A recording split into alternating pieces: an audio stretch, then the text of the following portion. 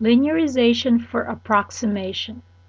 In exercises 7 through 12, we're to find a linearization at a chosen integer near the given x of 0, at which whatever function we have and its derivative would be easy to evaluate. So let's say in number 7, if our x of 0 is 0.1, then the integer that's closest to 0.1 would be 0. In number 8, the integer closest to 0.9 would be 1. And in number 9, the integer closest to negative 0.9 would be negative 1, and so on and so forth. So suppose we want to work on number 9.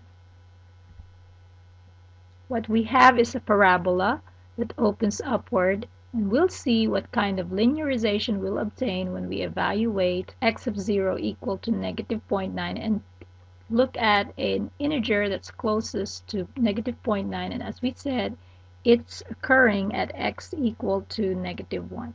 So that means negative 1 is our center of approximation. So y is equal to 2x squared plus 4x minus 3.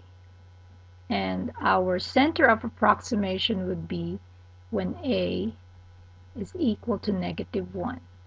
So we look at the point a f of a, and that would be when x is equal to negative 1, y, by substituting everything here, 2 times negative 1 squared plus 4 times negative 1 minus 3 will give us negative 5.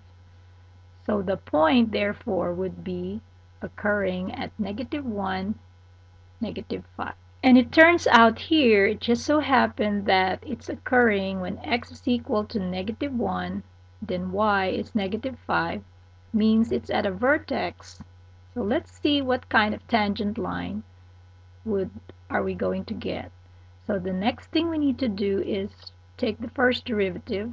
Y prime would be equal to 4x plus 4. And that would give us the slope, of course. So the slope would be 4 times negative 1, it's evaluated x equal to negative 1, plus 4, and that would give us a slope that's equal to 0. So what we have is, even if we use a slope point form, the right-hand side would be 0. So all we'll obtain is the horizontal line. So our linear approximation or linearized version of our parabola would be y equal to negative 5. Okay, so what are we looking at there? We've got that horizontal line tangent to the vertex. Now let's focus on the linearized version and see what we've got. We zoom in there at the vertex and we see that there is not much wiggle room as far as how we can obtain our approximation for values close to negative 1. I mean at x equal to negative 1.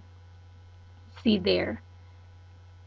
So there's just a very small area at which the vertex, where the vertex is occurring, where the parabola is close to the horizontal line. So in this problem, so f of negative 0.9 would be approximately equal to the linearized version occurring at negative 0.9, and that's just equal to negative 5. Now, what is the actual value? The actual value of which is at f of equal to negative 0.9 is equal to 4.98, and our linearized version is negative 0.5. This is negative 4.98. So the difference between these two in absolute value would be f of negative 0.9 minus L of negative 0.9 That would be equal to the absolute value of negative 4.98 minus negative 5 would still be a very small difference. In fact, it's equal to 0.02. But notice, if we move away from negative 1 to the right or to the left, means we move away from negative 1 to the right or to the left, and you see that there's already a big discrepancy between the approximate line and the parabola. Find a linearization at the suitable integer near 8.5. And the closest integer near 8.5 is 8. And in fact, if we let y be equal to the cube root of x is the same as x to the 1/3. And our center of approximation would be at a equal to 8. The point where we will find our tangent line to approximate the function would be when x is equal to 8, y is equal to 2. So the next thing we need to do is get the slope of the tangent line of I've already shown you the line tangent to the curve.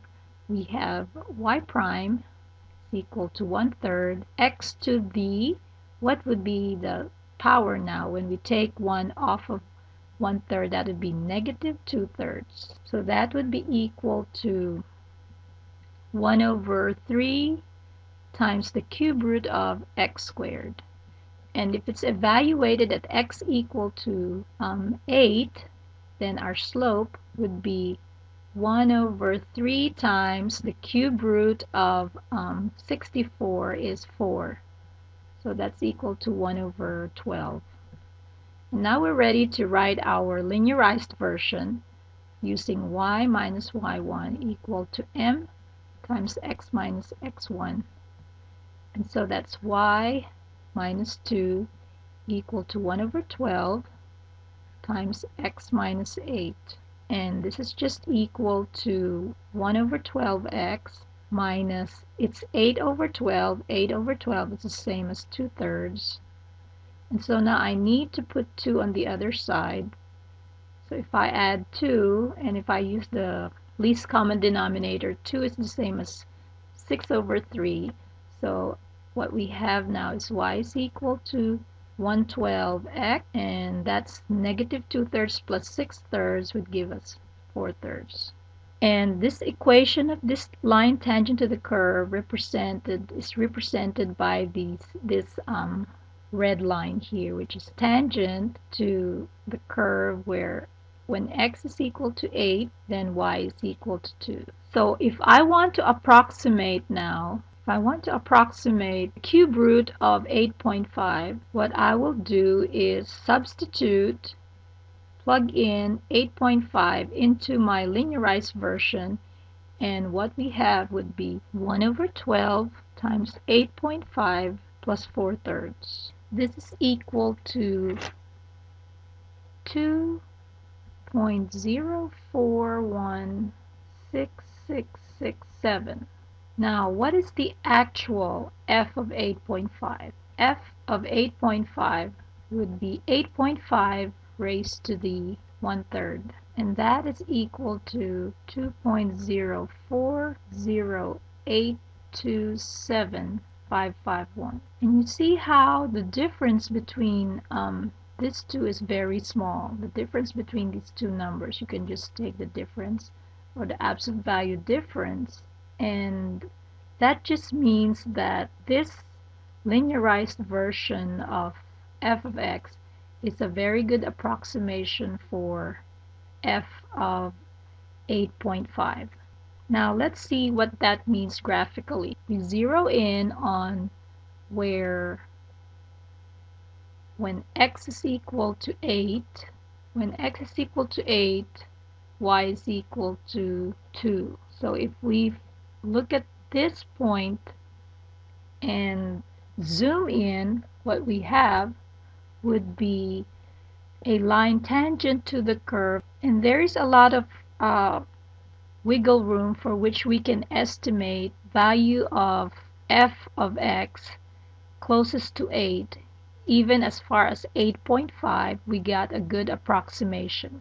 Because if you think about it, if this is 8 and let's say this is 9 and 8.5 is somewhere here, you can see how it is still very close to the tangent line is still very close to the actual curve. So there is not much discrepancy between these two, curve and the line.